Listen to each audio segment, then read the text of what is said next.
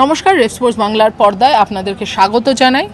আমরা দাঁড়িয়ে আছি হোলকা স্টেডিয়ামের সামনে। আমি তৃষা আর আমার সাথে আছে স্নেহাশিস, এবং আমরা আজকে এসেছিলাম ইন্ডিয়ান অপশনাল প্র্যাকটিসের জন্য। অপশনাল প্র্যাকটিস ছিল, খুবই অপশনাল হয়ে গেছে, খুবই অপশনাল হয়ে গেছে, শুধুমাত্র একজন প্র্যাকটিস করতে এসেছেন, কিন্তু খুব ইম্পর্টেন্ট এবং একজন খুবই ইম্পর্টেন্ট ব্যাটার, ইম্পর্টেন্ট রোল তার গোটা টিমে, নান আদার দেন আমাদের অধিনায়ক হরমনপ্রীত কৌর, অধিনায়িকা হরমনপ্রীত কৌর। উনি এসেছিলেন এবং উনি স্পেসিফিক ব্যাটিং প্র্যাকটিস করেন, কিন্তু 1.5 ঘন্টার জন্য ইন্টেন্স ব্যাটিং প্র্যাকটিস হয়।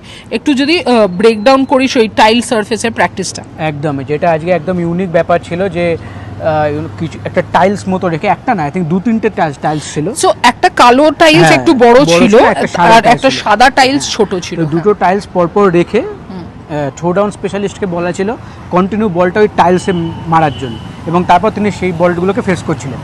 এবং প্রথমে যদি আপনারা দেখেন ভিডিওটা, মানে ছবি যে আপনারা হয়তো দেখতে পাচ্ছেন, তো ছবি যদি দেখেন তাহলে দেখবেন যে প্রথমে টাইলসগুলো ছিল হচ্ছে মিডল স্টাম্পের দিকে, তারপর সেটা আস্তে আস্তে যত ট্রেনিং সেশন এগিয়েছে সেটা আস্তে বেসিক্যালি শুধু মিডল স্টাম্প বলিস না, তুই খালি লাইনটা বলছিস, লেন্থটাও বল। মিডল স্টাম্প ছিল আর লেন্থটা ছিল short of a good length, পুরো ওই এরিয়াটাকে মার্ক করে, এবং সেটা আস্তে আস্তে করিডোর অফ আনসার্টেনিটির দিকে নিয়ে যায় এবং সেখানে প্র্যাকটিস করে। একদম। আর আমার মনে হয় এটা দেখে এটাই ভালো লাগলো যে প্রবলেমটা আইডেন্টিফাই হয়েছে, প্রবলেমটা অ্যাকসেপ্ট হয়েছে এবং কাজ চলছে।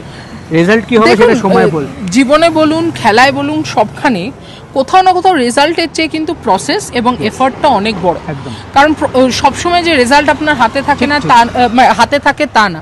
ধরুন এত কিছু করার পরও হরমনপ্রীত হয়তো 0তে আউট হয়ে যেতে পারে, সেম জায়গাতে আউট হতে পারে, কিন্তু ব্যাপারটা হচ্ছে, ইম্পর্টেন্ট ব্যাপার হচ্ছে the effort that she is putting in, আর অ্যাকসেপ্টেন্স যে আমার এখানে মিস্টেক হচ্ছে, আমাকে এটা কাজ করতে হবে। একদমই তাই।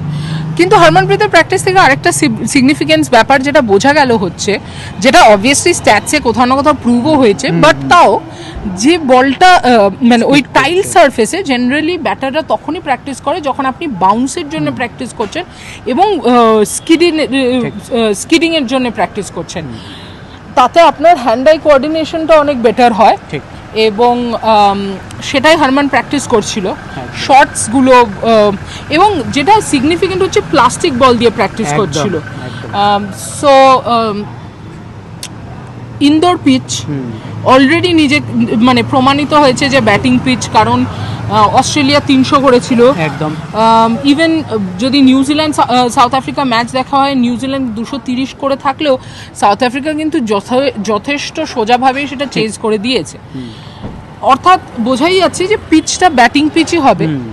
তার সঙ্গে যেটা মূলত বোঝা গেছে যে পিচটায় কিন্তু বাউন্সও থাকবে, প্লাস স্কিড হওয়ার একটা চান্স আছে। একদমই তাই। তো আপাতত এই তো বোঝা গেছে পিচ থেকে, আপাতত এই আমরা অবজার্ভ করলাম। এর বেশি বলারও কিছু নেই, কারণ প্লেয়ারই একটা এসেছিল। আর যদি প্র্যাকটিস বলেন তাহলে আমল মজুমদারের প্র্যাকটিস বলতে হবে। আমল মজুমদার বাঁ হাত দিয়ে, বাঁ হাতের ব্যাপার একদমই, উনি বাঁ হাতে ক্যাচ ধরছিলেন, একজন support staff tennis racket use করে তাকে বল দিচ্ছিলেন, এবং তিনি ডান হাত নো ইউজ, শুধুমাত্র বাঁ হাত দিয়ে উপরে নিচে সাইডে আরামসে ক্যাচ ধরছিলেন। একদমই তাই। বেসিক্যালি তবে তুই যদি গোটা প্র্যাকটিস সেশন যতক্ষণ হরমনপ্রীত ব্যাট করেছে, কড়া নজর ছিল কিন্তু একদমই। প্রথমে উনি একটা স্কোয়ার লেগ আম্পায়ারের মতো জায়গা নিয়েছিলেন, কিন্তু অ্যাকচুয়ালি যেহেতু নেটসটা অনেকটাই স্ট্যান্ডের কাছে, ডিরেক্ট স্কোয়ার লেগে দাঁড়ানো যাবে না, সো অ্যাকচুয়ালি পয়েন্ট আম্পায়ার হয়ে গেছিলেন উনি।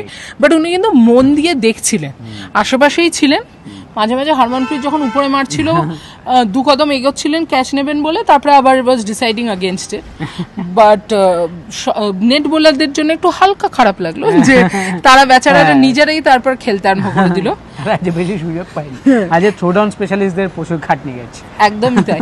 কিন্তু মোটামুটি দেখুন প্র্যাকটিসটা দেখে হয় না, প্র্যাকটিসটা দেখে ভালো লাগে কারণ এফার্টটা দেখা যায়। আবারও বলছি যে হরমনপ্রীত কত রানে আউট হবে সেটা দিয়ে জাজ করা খুব মুশকিল, কারণ এফার্ট উনি দিয়েছেন এবং আমার মনে হয় গোটা দেশ, আমরা শুধু না গোটা দেশ এই এফার্টটাই দেখতে চায়। আশা করি এফার্ট রেজাল্টও কনভার্ট হবে। আপাততর জন্য আমি আর স্নেহাশিস বাড়ি যাব, কারণ আপনাদের সাথে জোড়ার আগেই যখন আমরা ইংলিশ ভিডিও বেসিক্যালি রেকর্ড করছিলাম তখন পিছন দিয়ে ইন্ডিয়ান টিম বেরিয়ে গেছে, লাইট ওরা বন্ধ করে দেওয়া শুরু করে দিয়েছে। এবার আমরা না বেরোলে হঠাৎ এখানেও লাইট বন্ধ হয়ে যাবে, দেখছেনই তো পাশে সব বেরিয়ে যাচ্ছে, জল খাওয়ার অ্যাম্বুলেন্স সব। তো আমরা যাই, আপনারা দেখতে থাকুন red sports Bangla, like share এবং সাবস্ক্রাইব করুন, কারণ আমরা দৌড় ঝাঁপ ওঠা নামা করে আপনাদের জন্য কাভারেজ আনছি। প্লিজ একটু লাইক শেয়ার এবং সাবস্ক্রাইব করে সাপোর্ট করে দেবেন। থ্যাংক ইউ, শুভরাত্রি। Thank you.